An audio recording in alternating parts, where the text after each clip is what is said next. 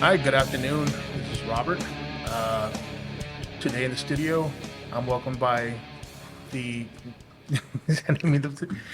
running for San Benito Commissioner Place One, Mr. Tom Goodman. Sir, how you doing today? Great, Robert. I'm glad to be here with you, man. So it's election time in San Benito. It is. A lot of, who's doing what, who's going to run for what, and and it sometimes as a citizen, it feels like it's the same people, the same promises, the same results. Tell us about why. First of all, let's start. Where you from? How long you been in San Benito? What and eventually what led you to want to run for public office? Thanks for inviting me here today. I appreciate being part of this, and hope that we can continue to raise awareness to what we're dealing with here in San Benito. And I just appreciate that opportunity. My family moved down here in 1978. My father into Harlingen. My father actually served on the city commission over there. Was also ran for mayor at one time. Lost by 12 votes for mayor. Wow. It's to see there, but I've lived in the valley essentially since that time. Was away for a few years, but essentially since 1978, I've been here. In 1989, I met my wonderful wife, Melinda Garza Goodman, who has a strong history here in town, back generations, and we have been season ticket holders to the Greyhounds for over 30 years. And it's funny you say that he lost by 12 votes. That's why it's very important to go and vote. Your vote could literally be the deciding factor between your candidate or the other candidate, making it in. And I hear that a lot. Oh, what's the point of voting? I was like, because you may be that vote. You that last count could change the direction of where your town is going into. I met this morning with the Cameron County Elections Administrator, Right.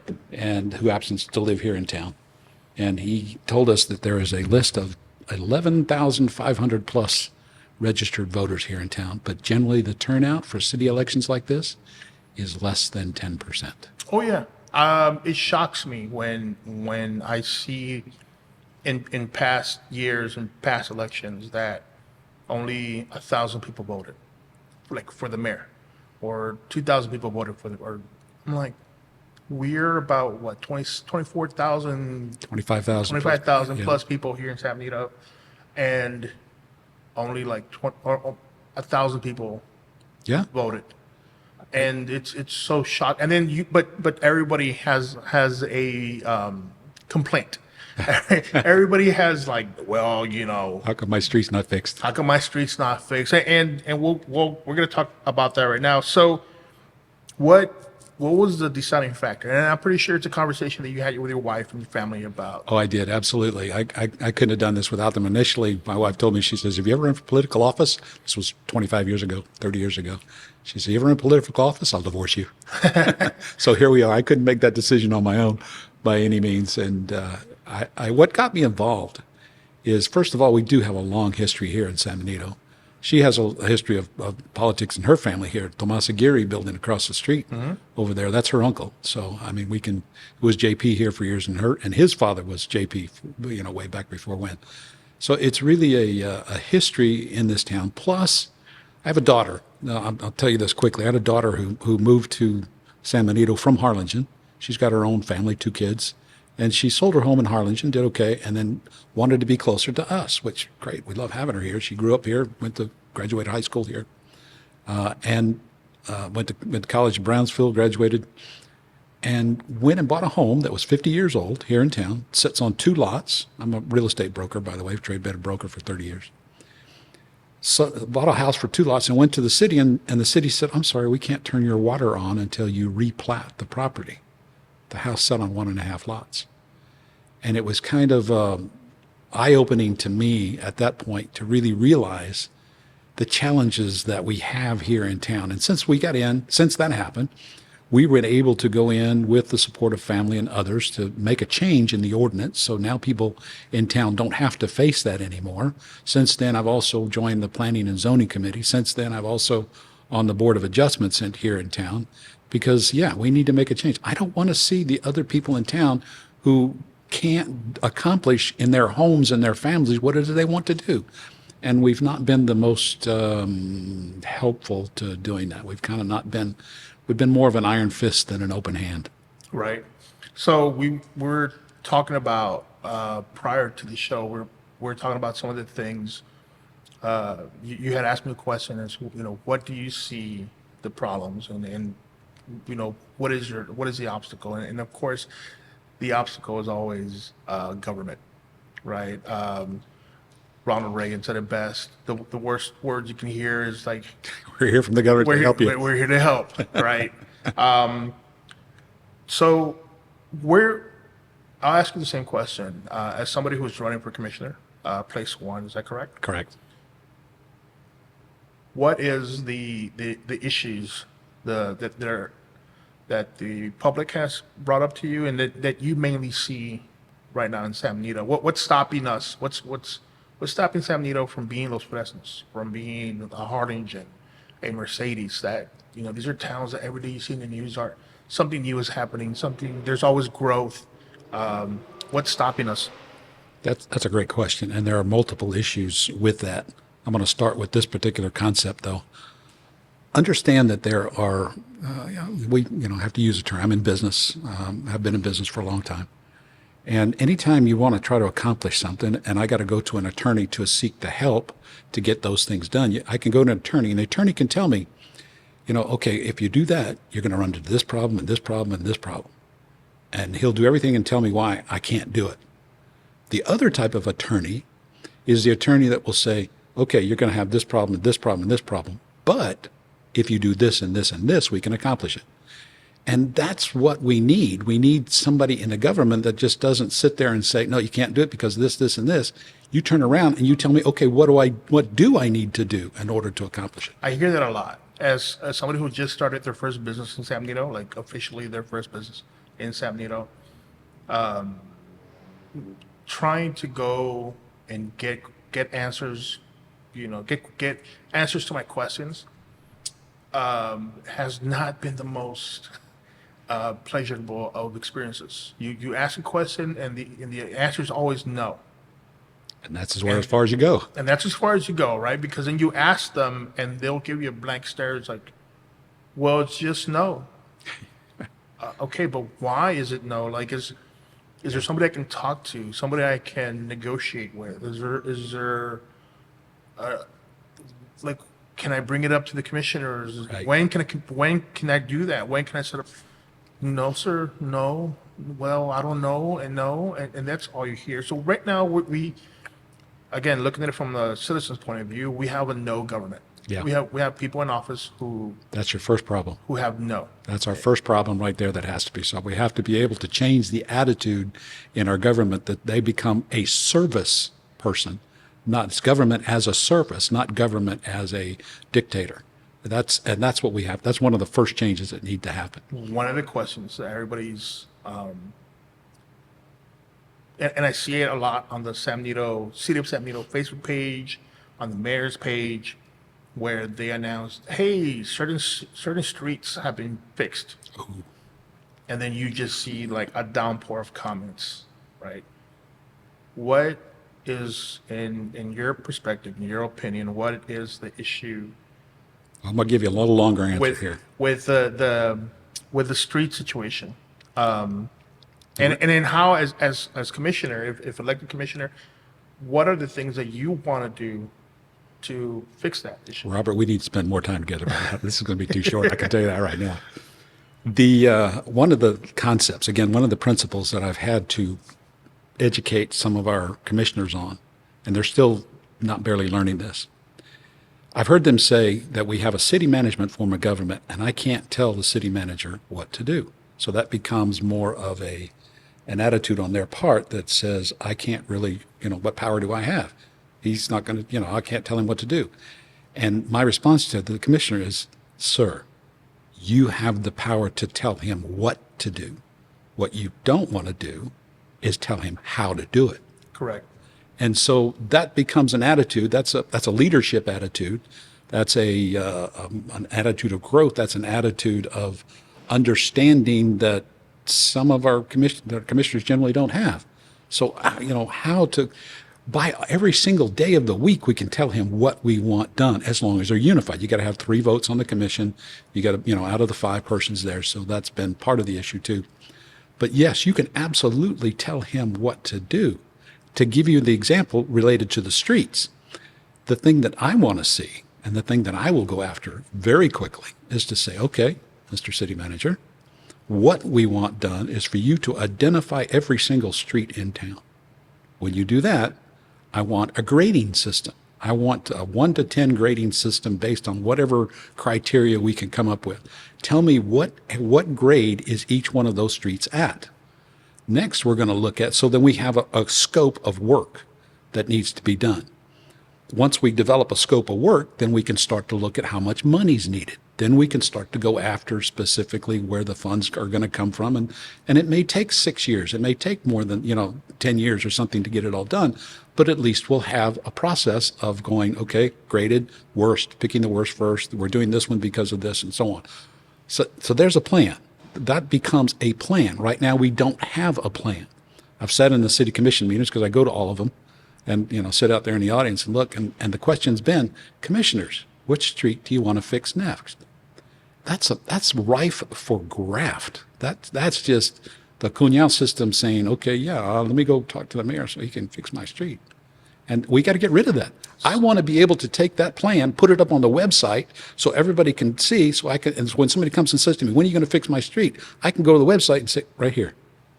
That's one of the issues, and I've brought it up to the mayor during his, when you meet him in public and you kind of, have time to talk with him, is the issue that I find. Because look, we're coming to a generation, we're coming to a time where everything is online. There should not be a question that cannot be answered by going to the City of San Benito website. That's right. And it is darn near impossible to get any information. And then when you do try to call, nobody knows. Right? Or, well, we don't, nobody wants to give an answer They're scared to act. because they're scared to act. I have a very personal connection with the streets of San Benito about 2 years back. Was it an axle? It was my 2 tires. Oh my goodness. It had another issue is it's just the flooding in San Benito. You can have a little storm, little 1 hour storm, and half of San Benito is underwater. Yeah. It was one of these nights. It had been raining. I drove, and this was right here off Sam Houston, right next to the auto zone. I can't recall the name of the street. And bam, bam, my front back passenger tires. The hole was about 2-3 foot deep. Jeez. Right? I call the city. The next day, I call the city. Broke my rims, broke my tires, popped tires. Call the city. They told me they're not responsible for any damage caused to your car. About a day later, city crews, and I have it on film. It's on YouTube. Anybody wants to just look up San Benito potholes. The city crew came, sucked up all the water out, and I saw it wasn't like a little pothole. Oh, we missed it. No, it was a crater. Yeah. It was down to like caliche, down to the, past the asphalt, past the concrete. It was deep. Fixed it within half an hour. They did a patch job, right? But they fixed it. And my question is that pothole, that street did not get damaged overnight. No. This was weeks and years of weathering down, and The water covers it up. You can't see it. water There you covers go. it up. You can't see it, and according to them, the city's not responsible for any damage. I was walking downtown streets today, and I walked in one of the stores, and they said, when it rained here recently, we had water all the way through the store, all the way to the back. Right. And they said it was preventable if they'd cleared the drains. Right. So I love that idea of having transparency of the city manager going out there or telling his people, hey, I need for all of this to be placed on the city website or on the Facebook website to say, projections for the next month. This is what we got going on this month. This street is being fixed. This plumbing is getting taken care of. Okay. I don't understand why that can't be shared with the public. Because there isn't a plan at this point. And I have not been able to see a really good formulated plan. And it's, as I said in the city meeting, and they're just asking the commissioners, which streets do you want fixed next? And as long as you don't have a coherent plan, you're not gonna be able to put that information out there and for people to understand in some sort of reasonable way what's being done on their behalf. So I got to ask you one question, and I ask you this because, again, since I've started here, I've talked to the public, I've talked to citizens, and I tell them, hey, I'm doing this podcast. I want it to be a voice for those who don't have a voice, right? Tell me your questions, and when possible, I would bring it up to those who want to talk. And so far, you've been the only person who's responded with a yes, I'll come in, like pretty quick. I think we spoke like a day ago, and then Yeah. and you're here. So I really do appreciate that. What is your personal opinion on the city manager? Because of right now, from what I don't know the gentleman. I haven't had a chance to meet with him or talk with him. Some commissioners have defended him. Other people in city government and the public in general have had their stories or their disagreements with him. And again, we're talking about how there's no planning. And this is a city manager's job, right? It's his job to plan out the tasks for the next quarter, for the next year. I walk around San Benito, I go walk to the trails, I walk up and down the city. You know, one of the things I did when I first opened this business was introduce myself to the downtown businesses, walk in, give my business card. And I started seeing what has happened to San Benito. It's such in disarray. So Robert, I appreciate your question. I absolutely appreciate your question. And I'm going to kind of, one of the things that I committed to all my family and everybody else when running this camp, when beginning this, is that I'm not going to sling any mud to anybody. Okay. I'm not going to be overly negative. I'm not going to be, I'm going to speak the truth. I'm going to speak the way I see things. But I believe in redemption. I believe that people can change, and I believe that over time, all of us have things that we regret doing and the things that we need to do. So that's all kind of a side note, you know, just to say that let me put it this way. My father taught me a long time ago. He did a lot of major real estate developments. He was in real estate. It's part of the reason I got into it. And he used to own, family used to own a bunch of rental properties, you know, long-term rental properties. And he would tell me, he says, Tom, there's no bad managers. There's only bad owners. yeah. And it took me a while to sink that in, but it's true. If I, as an owner, am not requiring my manager to produce the information and the product that I want, then I'm a bad owner. I love that answer because it is true. Somebody has to take responsibility for the actions of the employees. He is not an elected official. I didn't vote for him. He got appointed by the commissioners in place right now. Right. So that is a question maybe that should be asked, right? Because again, my only information has been the media, and you know, I'm referring to San Benito News, by the Morning Star, respectable publications. And if you check the news, you'll see that, yes, I was part of the protest and speaking on behalf of the protest to see about getting him removed before. Right. So that's public information. So, and again, this is kind of why I refer to that. It's like, look, nothing I'm saying, I will never express an opinion or make a judgment that's not based on some sort of factual evidence. And I'm willing to listen to anybody who wants to come in and Same here. and tell me otherwise. This is, Robert, you're wrong for this reason, and I'm very open to listen to it because I'm not perfect. I'm not always right. Right. But this is why we have this show, because I want to hear other people's perspectives, other people's opinions. Absolutely. And maybe educate me on different facts that I may not be aware of, right? I'm here with questions. I love answers. Moving on, this is a personal question to me, a personal issue to me, and every time I bring it up to people, everyone's like, yes, yes, why? The issue of the food trucks, right? When a few years ago, I wanted to open a food truck. I was outright told no. No, no, no, no, no food truck unless it's a special event that's hosted by the city, such as, whatever they got going on here at the park.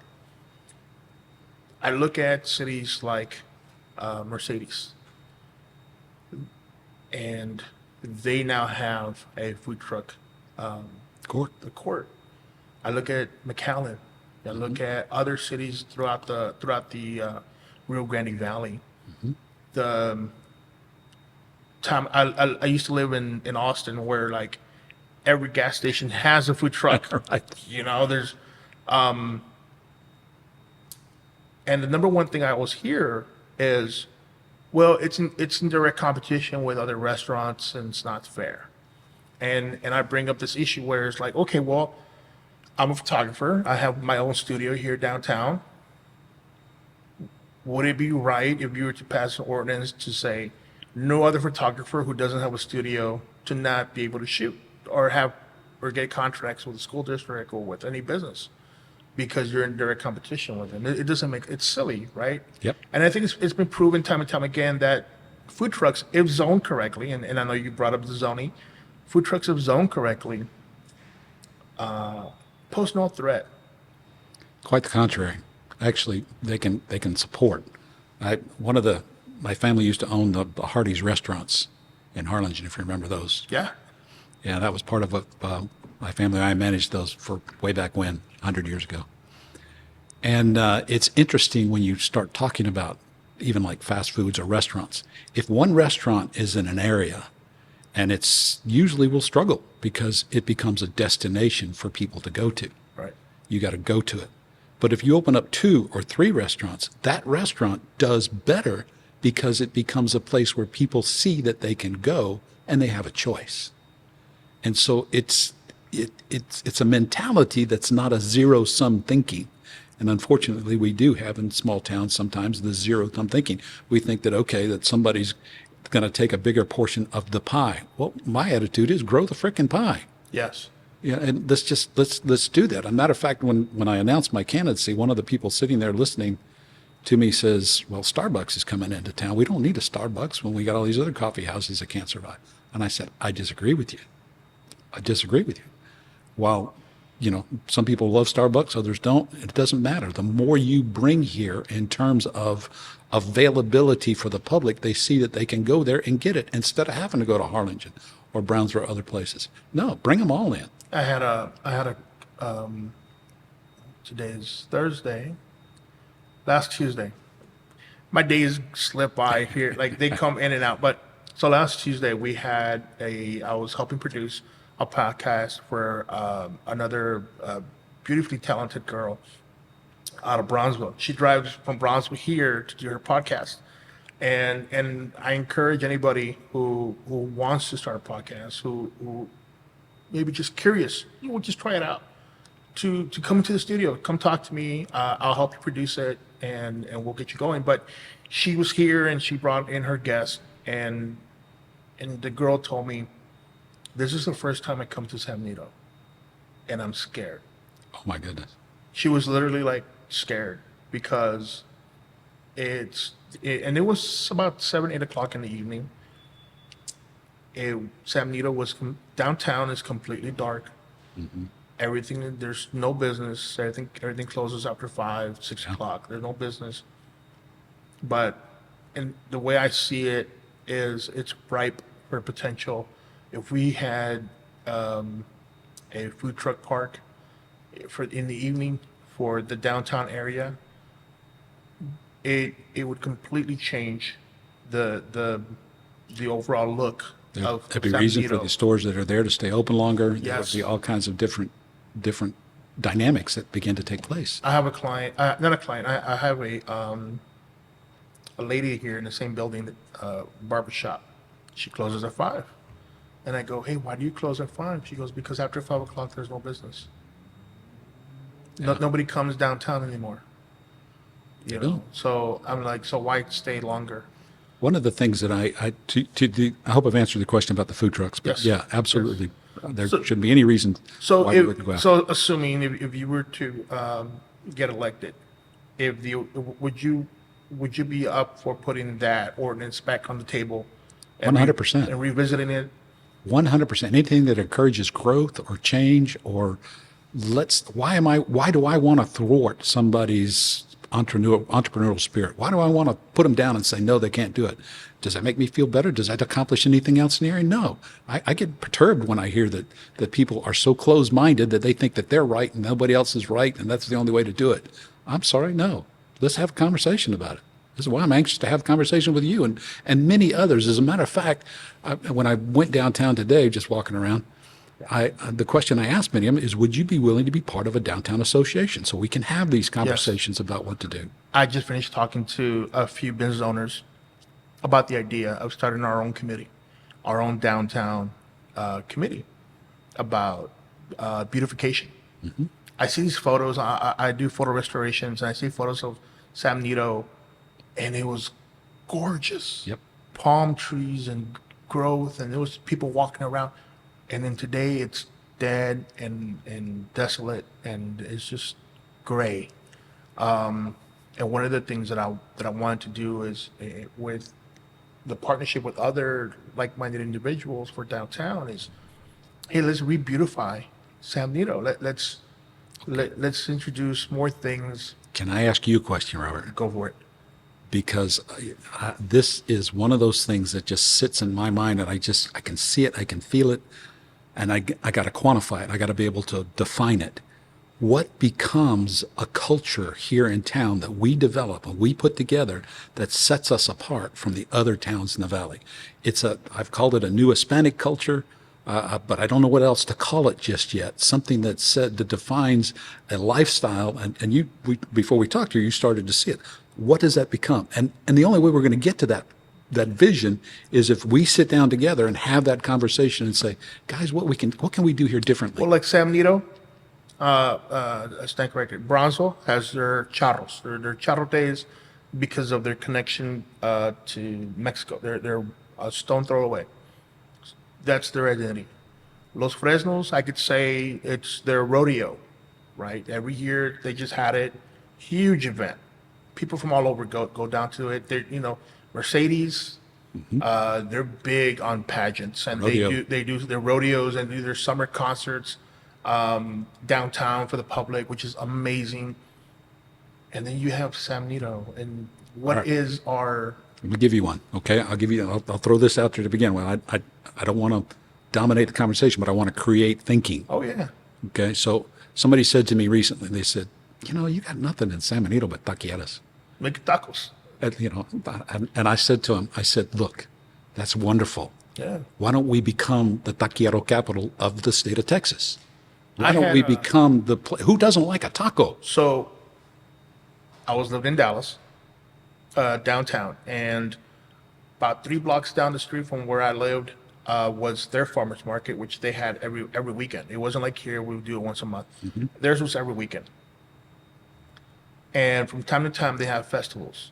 And one month it was the tamale festival, and I was like, yes, it's been a while since I've had a tamale. Let me go. It was all vegan tamales and no saturated fats and like, Give me a break. like, okay, come Feed on. me. But now that I'm back here in San Benito, and I think we had that conversation. We just finished talking about that right now. How I want to bring the arts.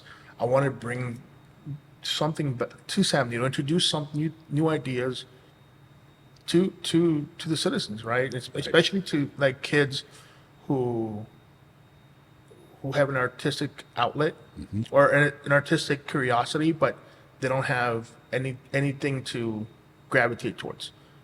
I want to bring in that. I want to bring an art night to downtown. I want to bring maybe like a brisket cook-off, like something. I want a world championship tortilla making Tortilla contest. making championship. Who makes the best tamales? Who? That's right. I'm throwing down the hat. right. This is what I want for San Benito. I want us to become the festival capital of the Rio Grande Valley. Give us a culture. Give us a culture, give us something to be prideful for, right? We're San That's Benito. right. And we have the space, we have the locations, we have people who, they make the most amazing food. I would argue that we have the best bakery with a special right on the street. All right, Robert, I'm going to tell you, I saw some pictures of you before we came in here because I thought I didn't know who he was. My wife showed me some pictures ago, and it was some great pictures of you and a much smaller self than you are now. Oh yeah, very yeah. There are very little photos of me out there, and those out there that you dig around, you find them. It's wee little be a little smaller, but You enjoy the tacos just like me. I love the tacos. I tell people it's like I will talk for hours. I'll go on Netflix and watch tacos documentaries, and I tell it's like and I would love for San Benito. But again, that goes back to our city government. What do you think of just before we go there, Yes. what do you think of the mural that's down in front of the Conjunto Museum on the It's a Eat start. Meat Marco? It's a start. I'm not gonna see it as a regular person. I'm gonna see it as an artistic person. It's nice. It's a start, and I am hopeful that other property owners, building owners in San Benito, will open up their or give people permission, San Benito artists permission to start painting murals, right? But it's a start. It's definitely something. I think it's a great thing, but it needs to be controlled and understood. And Yes, right. there's got to be. Again, we talked about the downtown committee. Right. There's got to be a regulation to say, hey, these are the artists that are proposing artwork for downtown. Okay, first, what's the art? What's the concept? Right. And two, are they able to make it? What's the time frame? Because we don't want people to start with lofty goals and then halfway through it's like we don't have the budget or we ran out, Yeah. right? Or can we fundraise? Can we do a yearly fundraise? Can we get grants to hire these people, right? And for me personally, I would love to give our artists from San Benito, Right. Maybe reach out to Harlingen artists, Los Fresnos, Rio Hondo, and say, hey, this is an open canvas, Right. but we want to reflect like our San Benito, like our, Right. the greyhounds and our history, That's right. right? Not just. The historic downtown, all the buildings that had such great architecture and culture and part of. I would love, and this is just going on a little side tangent. I would love for here Robertson Street to have like a bronze or metal archway like they do over at Jackson Oh, yeah, Street. yeah. That says like historic Robertson Street, Yeah. and maybe do a project where we kind of clean up all of Robertson Street and do a weekly market days. I tell you, we deal with Iris over there, who has one of the shops, and she's been pushing and pushing and pushing, and she's also found resistance at the city level, not helping her to do that. Why? Why stop her from doing it? It's a great thing. I had a question about doing a street closure from Robertson to just one block. And because again, I want to do other things. I want to do an art night. I want to do a car show, yeah. just classic car. I'm in contact with several people throughout the valley that run classic car shows. They can bring these beautiful cars. There's a gentleman who he's a nurse, and I think he's been working in San Antonio, but he called me because he knew of the issues that I was facing here. Recently, he says, I'm trying to get he's got a corner lot here, Right. Here in town, triangle corner lot, and he wants to build a shop that's a remodeled shop. I said, you've been watching all those car shows on TV. He goes, yeah, that's what I want to do, and I can do it.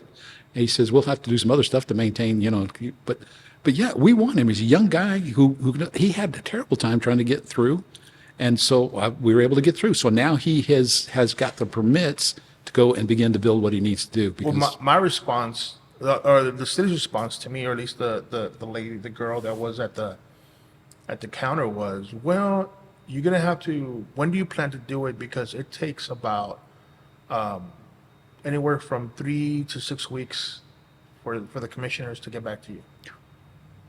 like, okay, and that just like the sail, kind of like the wind out of blows the wind out of the Right. sails. It's like 3 to 6 weeks to hear back, right? And and and aside from that, there's no guidance. Like I'm new to this. By all means have all the experience when it comes to that. I have the dream. I don't have the layout to get to that. To Right. make that a reality. Right. And I just wish there was more of a, well, Mr. Herrera, Tell me what you want to do. tell me what you want to do, and I'm going to tell you. I'm going to give you the guidelines. I'm going to give you all the things you need to check off to get there, That's right. right? And then if you find trouble with any of these, come back to me, and then I'll point you to either I can help you out or I'll point you to who you need to go It's speak to. so disturbing to me when I hear people talk so negatively about San. Oh, you can't do business over there. Oh no, that's just San Benito.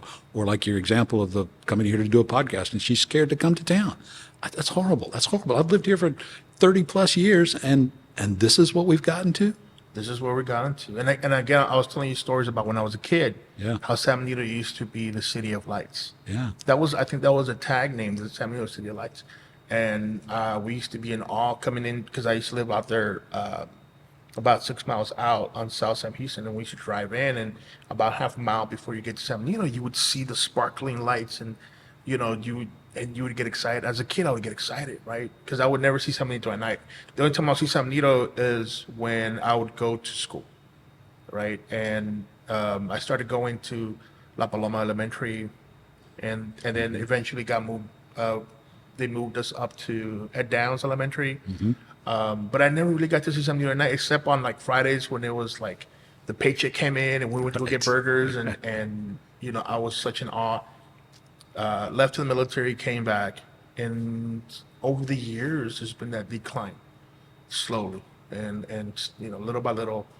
And I just came back not too long ago, a few months ago, and again that girl said, I'm only here to do the podcast, but I'm scared. We Like it looks like a zombie movie. Yeah. And then I step outside the building, out to Sam Houston, and it does look like you're gonna get like a zombie was gonna come out from the corner. And I'm thinking this needs to change. Because how can it be 8 o'clock at night in San Benito on a Wednesday? there's parts of the way to go after this, just to kind of give you an idea where logistically we can take this, is you've got your EDCs, you've got your Chamber of Commerce. Those two entities should be out there on identifying every blank shop here in town and looking at demographics and putting the information together to say, okay, what business could sustain itself here as it is right now? Start to form those associations, be part of those associations. I want a church association. I want a restaurant association. I want these places to start to come together and say, okay, how can we work together? When we're able to put all of those things together, guess what? There's huge grant money that's out there, but we have to put forward that unified face. So I'm going to ask you one last question, and then I know because you got a live event going on tonight. Yes, thank you. And so I'll ask you one last question, and this is a question that a lot of people that I've asked in city government have given me like a big blank stare. So we have a lot of retail space downtown, and I feel part of the reason that downtown is so dead is because it's not for lack of business owners that want to. It's not for lack of citizens who want to open up their own business. Right. It's the lack of space. I'm blessed that we the property owner of this building took the chance, bought the building, restored it, and opened it up to people like me and other people here to open up their small business. But there's so many businesses where it's just abandoned for the most part. And the whole thing is, well, they can't rent because it's not up to code. And it's going to take a lot of money to bring it up to code, and they'd rather take a loss. Meanwhile, the building continues to get older, Right. and the city does nothing about it. I've been told that, well, the city can't really force them to get them up to code, or they can't really force them to rent or do this, that. I'm like, I know there has to be some kind of ordinance out there I know there has to be some kind of legislation, something to bring those building owners to the table and be like, look, There's a term that nobody likes to hear called eminent domain in the real estate world. That, yeah, I mean, if you have to get to that point, hopefully we never have to get to that point. But if we can create the pressure, I hate to even put it that way, but if we have a group of people in San Benito going, hey, look, you're holding the rest of us back because you won't fix up what you're doing there. We will help you fix it up or do whatever it is we need to do, but you've got to cooperate with us. Yes, there's a building owner right now that owns a number of pieces of property in town here that's holding it on like they are, simply as a tax write-off for other things. That's got to change. That's got to change. And I'm a negotiator, and we can find a way to get those things done. right. And again, as a commissioner, like, I don't want to vote for somebody who's going to get into that office and then just keep doing the status quo. Right. Oh, because you're going to upset this person. Oh, because you're going to upset that person. It's like, I think if you're not upsetting somebody, you're not doing it right. And I'm one of these people who have upset a lot of people, but I'm like, no one is saying it. I'm going to say it. If you hate me for it, I'm okay with that.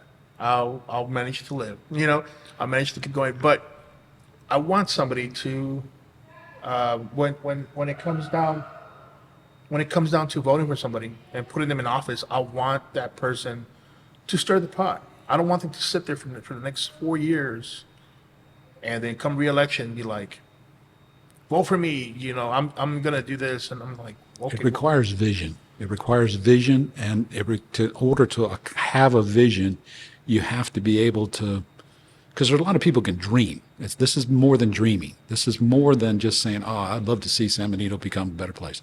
No, this is a vision, which Right. means you've got the how behind it. How do you do it? It's the vision, it's the mission, it's the values associated with how you accomplish these things. These are the skills that I bring to the table, because I told you a few minutes ago, you got a white chair and a black chair sitting here.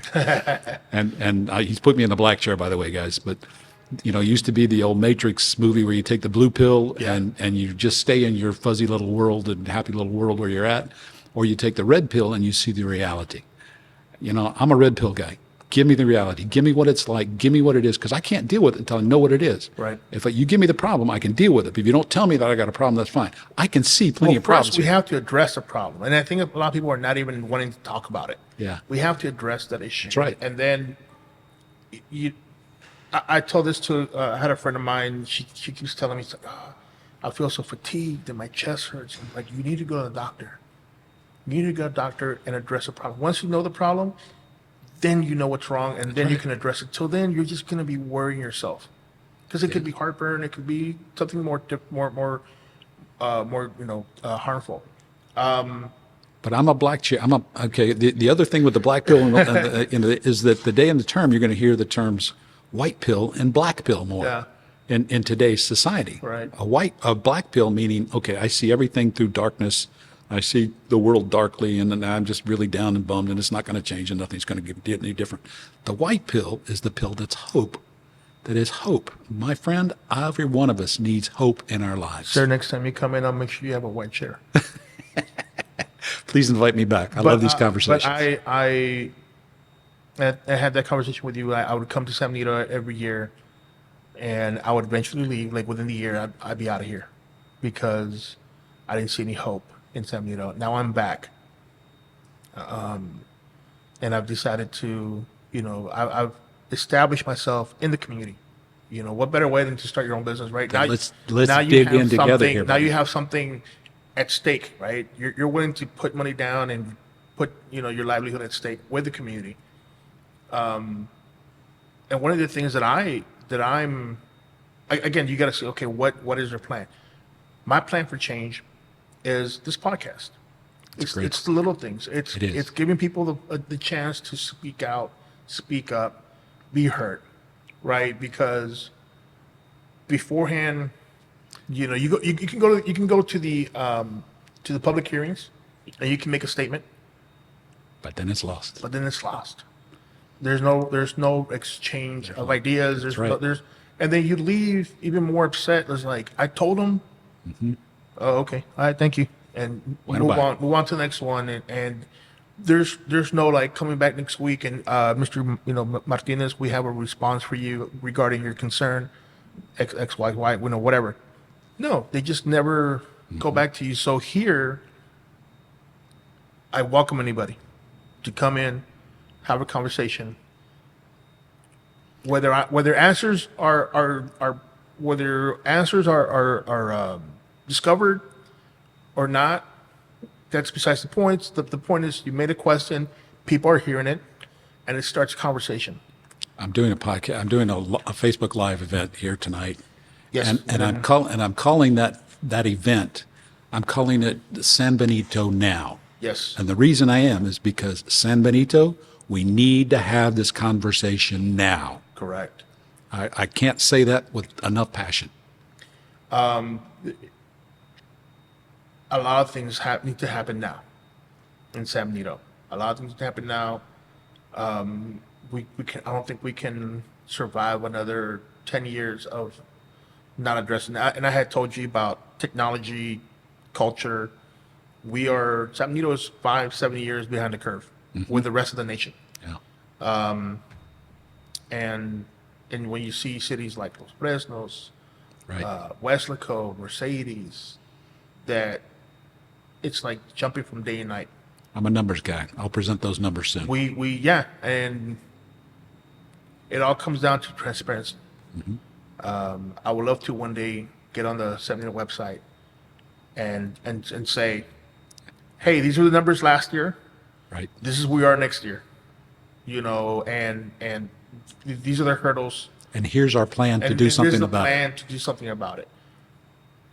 I understand plans don't work sometimes, but at least there is an attempt. That's right. Plans can change. Nobody can fault anybody for trying and failing. My mom told me. I call my mom. She's another person that I look up to, and I call my mom and say, hey, there's an opportunity for me to get the studio. What do you think? I'm a little worried because it's in San Benito. San Benito's, I've never had much luck in San Benito. She goes, mijo, do it. Because even if you fail, you at least attempted it. And no one can take that from you. No one can ever tell you, well, Robert, you never tried. How can you say there's no business in San Benito? How can you say San Benito doesn't support you if you've never tried? Yeah. And this is me, throwing down the gauntlet, saying, San Benito, I'm here. I'm with you. I'm here. I'm willing to work with people. I'm willing to work with the city, the government, its people. Let's talk about it. citizens. Let's talk about it. Let's talk about it. Let's Let's make talk this about it. happen. Sir, thank you so much for coming on tonight. I really do appreciate it. Wish you the best of luck. I'm impartial when it comes to voting, right? And this is why I have these conversations. I want to get to know my candidates first. The more open they are to me, the more I get that warm and fuzzy. The more like, no, I don't want to talk, or just, believe me, I sent an invitation out to everybody. Some have said no, it's okay, thank you, and people like you who have said, hey, let's talk about this, because again, we got to address the issues before we know what to fix. I want a debate. Yes, I want a debate right now. let's do it. I can't get them to and I'm ready to set a date, and we'll invite them if they don't show up. I'm they don't willing show up. I'm willing to open up my studio to have Excellent. an open debate. Put it live on Facebook. Excellent.